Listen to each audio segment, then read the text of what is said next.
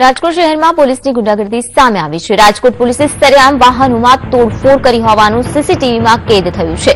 12 ડિસેમ્બરના રોજ હુડકો ક્વાર્ટર પાસે બનેલી જૂથ અથડામણની ઘટના બાદ પોલીસ બંદોબસ્ત માટે આવી હતી। જોકે જૂથ અથડામણ મામલો શાંત પાડવા માટે આવેલી પોલીસ સરેઆમ ગુંડાગર્દી કરતી જોવા મળી, કારણ કે પોલીસે લોકો પર રોફ જમાવવા માટે ત્યાં પાર્ક કરેલ વાહનોની તોડફોડ કરી। પોલીસે વાહનોમાં દંડાવાળી કરી અને અનેક વાહનોમાં નુકસાન પણ પહોંચાડ્યું। પોલીસ કર્મીઓ આટલે જ ન અટક્યા, પરંતુ ત્યાં દુકાનોમાં લગાવવામાં આવેલા સીસીટીવી કેમેરાને પણ તોડી નાખવાનો પ્રયાસ કર્યો। જોકે પોલીસ કર્મીઓની ગુંડાગર્દી સીસીટીવી કેમેરામાં કેદ થઈ ગઈ હતી અને સમગ્ર મામલે ફરિયાદી 7 જેટલા પોલીસ કર્મીઓ વિરુદ્ધ કાર્યવાહી કરવા માટે પોલીસ કમિશનરને આવેદનપત્ર આપવામાં આવશે। ત્યારે સવાલ એ થાય છે કે શું બંદોબસ્ત માટે આવેલા પોલીસ કર્મીઓને આ રીતે ગુંડાગર્દી કરવાનો કોણ અધિકાર આપ્યો છે?